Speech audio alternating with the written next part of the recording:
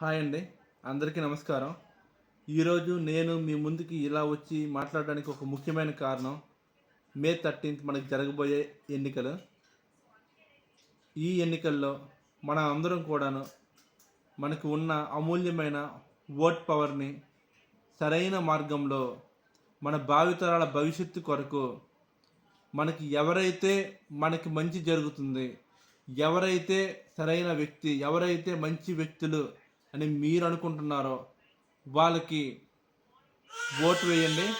అలానే మన భావితరాల భవిష్యత్తుకు వచ్చే 5 సంవత్సరాలకి మనకి సరైన మార్గంలో మనకి నడపగలరు, ఎవరైతే మనకి మంచి చేస్తారు, ఎవరైతే మనకి సపోర్ట్ ఇస్తారనేది బాగా ఆలోచించుకొని ఓట్ చేయండి. మన ఈ అద్భుతమైన ఓట్ పవర్‌ని సరైన మార్గంలో సద్వినియోగం చేసుకుంటారని అందరికీ కోరుకుంటూ ధన్యవాదాలు.